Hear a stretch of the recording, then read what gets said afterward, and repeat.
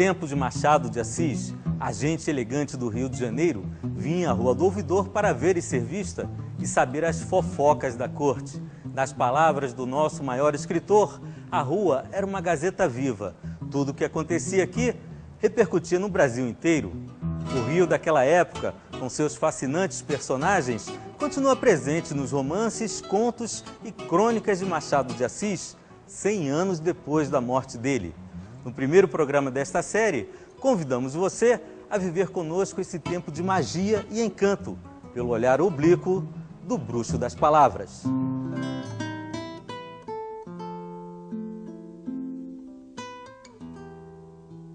Eu gosto de catar o mínimo e o escondido. Onde ninguém mete o nariz, aí entra o meu. Com a curiosidade estreita e aguda que descobre o encoberto.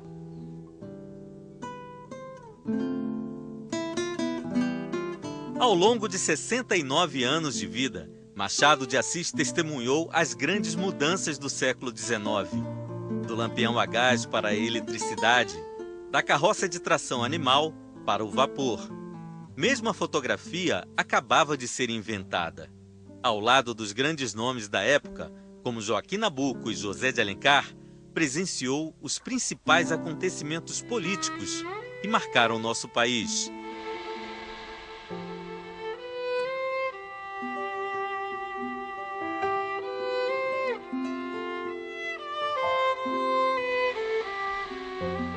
Houve sol e grande sol naquele domingo de 1888, em que o Senado votou a lei que a regente sancionou e todos saímos à rua.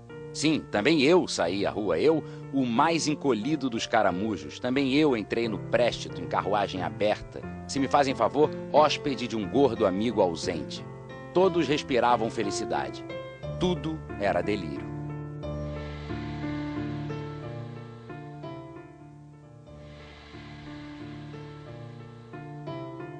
Nenhum tema escapou à fina pena do cronista.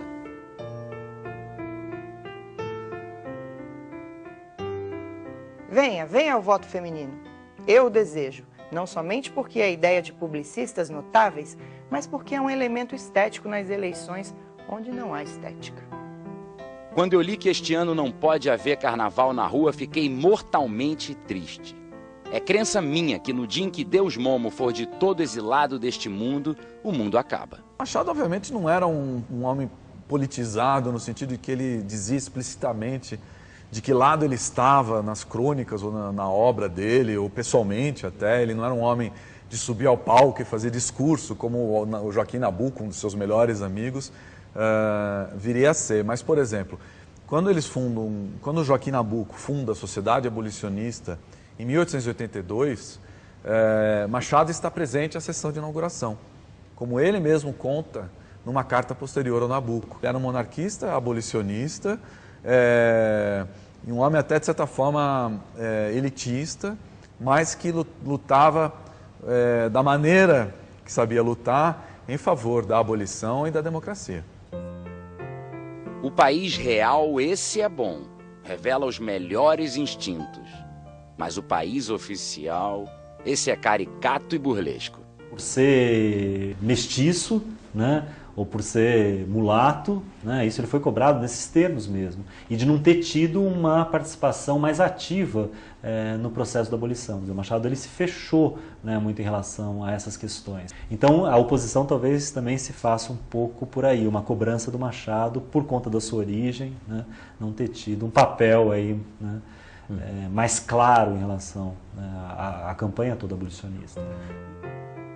O que se deve exigir do escritor, antes de tudo, é certo sentimento íntimo, que o torne homem do seu tempo e do seu país, ainda quando trate de assuntos remotos no tempo e no espaço. Grande parte da elite cultural e política do Império era composta de homens de cor. Então, inclusive, o Joaquim Nabuco tinha... Hoje em dia poderia ser considerado vagamente afrodescendente, era o caso de Rui Barbosa, era o caso de Olavo Bilac. Há uma espécie de cisma em cobrar de Machado de Assis, em estigmatizar Machado de Assis como uma pessoa sofrida, vítima de preconceito de cor. Não era assim, não. Machado de Assis conseguiu não for, né, o preconceito de cor não impediu que ele ascendesse. Havia isso sim uma discriminação social, uma discriminação de classe brutal, mas não era uma discriminação de cor no sentido em que o termo é colocado hoje em dia. Morro do Livramento, um lugar decadente e perigoso no centro do Rio. Aqui nasceu Joaquim Maria Machado de Assis em 1839. Era uma quinta que pertencia a Dona Maria José de Mendonça Barroso. Os pais do menino, Francisco José de Assis e Maria Leopoldina Machado de Assis, eram agregados da família e moravam na chácara. Sabe-se muito pouco sobre a infância e a adolescência de Machado de Assis. Por exemplo, com quem o menino, nascido pobre, teria aprendido a ler e escrever numa época em que, mesmo entre as famílias mais ricas, a educação era um privilégio. Machado foi um menino pobre, não foi um menino marginal, mas foi um menino pobre. E não há o menor registro do seu tempo escolar. Ambos os pais dele eram alfabetizados, o que naquela época era uma coisa extraordinária. Pra você ter uma ideia, foi publicado um censo encomendado por Dom Pedro II. Foi publicado em 1876, iniciado em 1872, e o resultado desse censo revelou um índice de analfabetismo de mais de 84% da população brasileira. Então, ele ter pais alfabetizados que tinham a assinatura do Almanac Lemmert, né, já significa que ele foi um menino que teve algum ambiente cultural em casa. Machado vivia entre a casa dos pais e o sobrado da Chácara Livramento, onde provavelmente também teve acesso a uma educação informal ali da parte da família, que era proprietária da chácara, né? Então é uma infância marcada por algumas perdas, principalmente a da mãe, né? Mas que também não era uma infância das mais modestas ou sofridas da época. Existia gente em condição muito pior na época. Mas já na infância, o Machado de Assis tinha a saúde um pouco precária, né? Provavelmente, né? Quanto à epilepsia, que depois tanto, né, faria Machado sofrer, provavelmente ela se manifestou na infância. Ele uma vez disse ter tido coisas esquisitas na infância dele numa carta que ele escreve à Carolina, né, se referindo a alguns mal-estares que ele tinha. E dizem os médicos que a epilepsia sempre se manifesta antes da maioridade, quer dizer, ou é na infância ou é na juventude. Mas a gente não sabe precisamente quando houve a primeira crise de epilepsia. Mas Machado além de epiléptico, ele era gago, ele tinha problemas de asma, no futuro desenvolveria vários problemas relacionados à boca dele e aos olhos, né? A retinite, uma inflamação na retina, que seria, aliás, a razão, pelo menos alegada, para depois a internação dele em Friburgo, já aos 40 anos de idade. Então, Machado era um catálogo de doenças. Ele era sujeito a ter crises convulsivas, né? Com desmaio, muitas vezes mordia a língua, né? O que era para ele assim, uma coisa muito penosa, né? E ele era um homem melancólico, né, com uma tendência que hoje talvez a gente rotulasse como depressiva. De qualquer maneira, foram coisas assim que, né, influenciaram na vida dele e também no trabalho literário dele. A esperança é própria das espécies fracas, como o homem e o gafanhoto. O burro distingue-se pela fortaleza sem par. Outro mistério para os biógrafos. Como e quando Machado de Assis teria aprendido a ler e escrever em francês, a ponto de virar tradutor antes dos 20 anos de idade? Ele teria frequentado um padeiro francês, em que ele, né, que teria ensinado as primeiras noções de francês para o menino, inclusive a pronúncia, né? Aparentemente a pronúncia dele era uma pronúncia adequada de francês. E ele teve também um padre que ele menciona depois, um padre Sarmento, que também é mencionado como alguém que teria tido uma influência importante na formação cultural dele. De modo que Machado de Assis teve vários mestres, desde os primeiros, pai, mãe, madrasta, até esse padre Sarmento. Teve uma formação de autodidata, basicamente a partir disso ele continuou, teve uma cultura que foi se sofisticando cada vez mais, a partir de livros tomados emprestados em biblioteca, no Liceu Literário Português, etc., da qual ele foi um grande frequentador.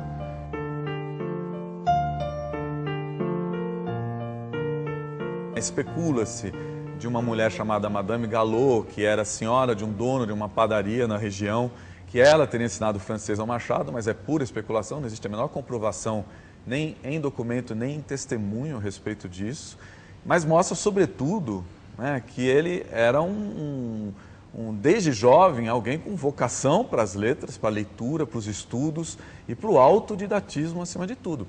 Até que mais tarde nós temos estudos dele, né, exercícios dele de grego e alemão, que ele fazia por conta própria. Ele aprendeu francês porque o pai dele, que era um negro forro, casou-se em segundas núpcias, porque a primeira esposa, que foi a mãe do tio Machado, era açoriana, era uma bordadeira açoriana.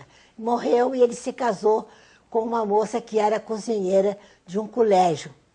E fazia uns doces e mandava o tio Machado vender os doces.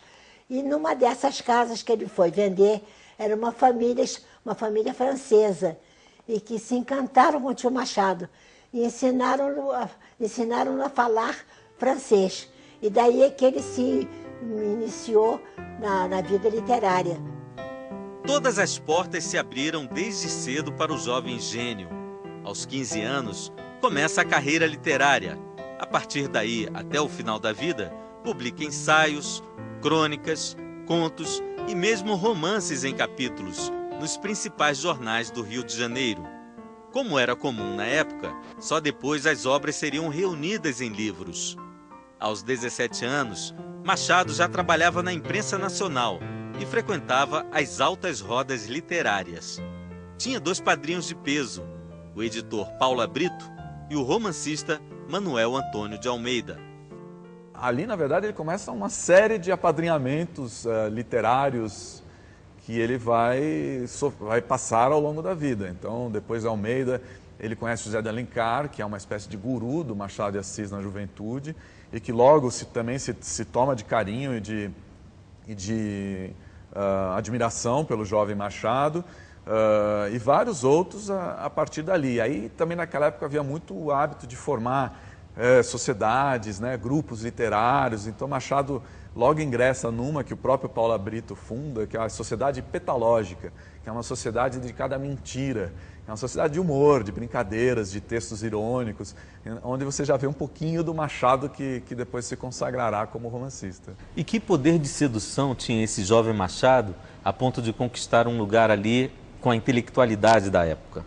Eu acho que tinha as qualidades pessoais dele, então você lê relatos do Arthur de Azevedo e do Salvador de Mendonça, feitos posteriormente, mas falando do Machado jovem, como uma pessoa extremamente espirituosa, brincalhona, falante, que roubava o chapéu do colega de redação, né? E além disso, além dessas qualidades pessoais, ele era um homem de letras extremamente ativo e versátil. Então ele traduzia Lamartine e Victor Hugo, ele produzia seus próprios poemas, depois ele começou a adaptar peças, a escrever as próprias peças. Aí, começou uma carreira como jornalista no Diário do Rio de Janeiro, trabalhando com Quintino Bocaiúva, e logo ocupou uma posição de eminência na redação do Diário, como cronista da vida política do Senado. Enfim, ele era um homem de muitas qualidades literárias e jornalísticas, então as pessoas admiravam ali aquela ambição e aquela carreira que já em pouco tempo já se mostrava assim tão densa, intensa. A Rua do Ouvidor resume o Rio de Janeiro. Às certas horas do dia pode a fúria celeste destruir a cidade. Se conservar a Rua do Ouvidor, conserva Noé, a família e o mais. Uma cidade é um corpo de pedra com um rosto. O rosto da cidade fluminense é esta rua. Rosto eloquente, que exprime todos os sentimentos e todas as ideias. E aqui é a famosa Rua do Ouvidor, imortalizada pelo Machado de Assis, né? E por todos os nossos escritores do século XIX, né? Porque, por incrível que pareça, por uma rua tão estreita, era a rua mais famosa do Brasil, não apenas da capital. Isso desde a corte, município neutro, capital federal, era a rua que era o o footing absoluto da cidade, onde todos os grandes homens, os grandes elegantes, as belas mulheres iam para ver e ser vistos. Quer dizer, era o que é a Rua das Pedras de Búzios no século XIX e início do século XX em nível nacional. E qual a importância da cidade do Rio de Janeiro na obra do Machado de Assis? É muito grande, né? Até porque, como a história do Tolstói, né? Escrevendo sobre sua aldeia, você escreve sobre o mundo. Machado viu na aldeia dele o mundo, né? Então ele é um homem que não escreve especificamente assim, sobre a geografia do Rio de Janeiro ou sobre os costumes da época, e no entanto estão todos ali, a geografia e os costumes da época, né? Então ele, na verdade, ele está usando a cidade dele para ler a natureza humana. Mas ao nos mostrar a natureza humana tal como ele via, ele acaba nos mostrando uma cidade de uma forma muito mais profunda do que um mero escritor que descreva simplesmente as cenas em sua superfície. Os anos nada valem por si mesmos. A questão é saber aguentá-los, escová-los bem todos os dias para tirar a poeira da estrada, trazê-los lavados com água de higiene e sabão de filosofia. Machado de Assis mudava constantemente de endereço. Vivia em dificuldades financeiras até conseguir emprego no serviço público. Daí começou a ascensão social. Ele, como homem, como funcionário público, ele também foi galgando pouco a pouco uma carreira, primeiro no Ministério da Agricultura, depois no Ministério da Aviação e Obras Públicas, né? Casado com Carolina desde 1869, ainda se mudou várias vezes, até encontrar um endereço definitivo 15 anos depois. O confortável sobrado da Rua do Cosme Velho, número 18. Como não teve filhos, Machado de Assis nomeou a sobrinha neta de Carolina, Laura Leitão de Carvalho, como herdeira universal. Maria Teresa, de 73 anos, e Dona Ruth, de 95 anos, são as atuais responsáveis pelo espólio. A maior parte dos móveis e objetos do casal foi vendida para a Academia Brasileira de Letras. Um dos mistérios que ainda hoje intrigam os biógrafos de Machado de Assis é o real motivo por que Carolina teria vindo de Portugal para o Brasil. As duas únicas cartas que restaram de Machado de Assis para Carolina foram escritas 8 meses antes do casamento, com a mesma data, 2 de março de 1869. São longos textos onde o escritor tenta consolar a namorada, que estaria padecendo de uma grande tristeza. Nada melhor do que a versão da própria família. Por que Carolina veio para o Brasil? Ela veio para o Brasil devido a uma decepção amorosa. Ela estava começando a namorar um rapaz de pequena nobreza e, sendo ela plebeia, foi considerada...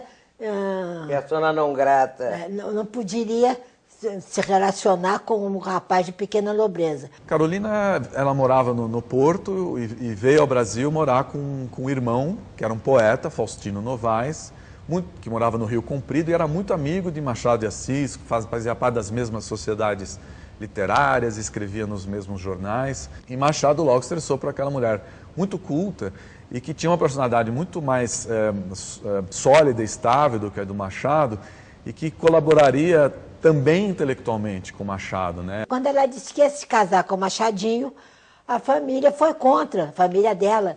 Vai casar com aquele negro? Ela disse, não estou a pedir permissão, porque eu já tenho 30 anos. E casou-se com ele e foram felicíssimos. Carolina chegava a dizer às amigas dela que esperava até que Machado morresse antes dela, porque sabia o quanto Machado ia sofrer sem ela, né? Isso amigas contaram a Machado depois, e Machado conta a amigos em cartas, né? E quando ela morre em 1904, é um golpe para ele, é um trauma na vida dele, e ele passa os últimos 4 anos de vida muito deprimido, né?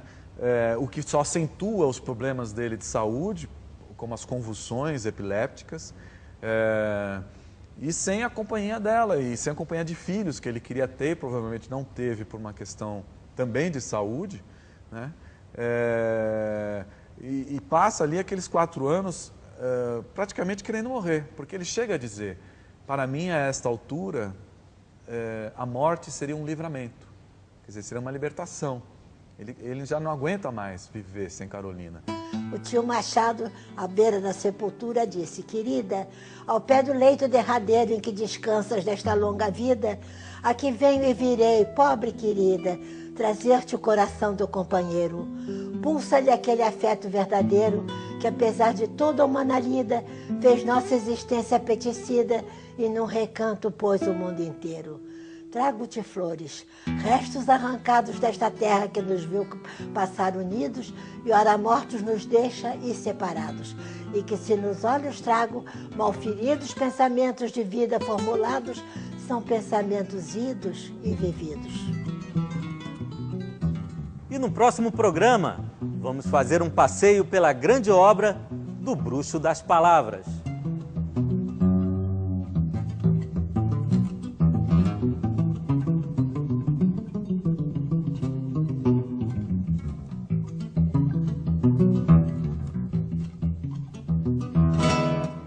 A estreia no teatro e na poesia, o flerte com o público feminino, a revolução com Brás Cubas e o eterno mistério. Capitu traiu ou não traiu Bentinho?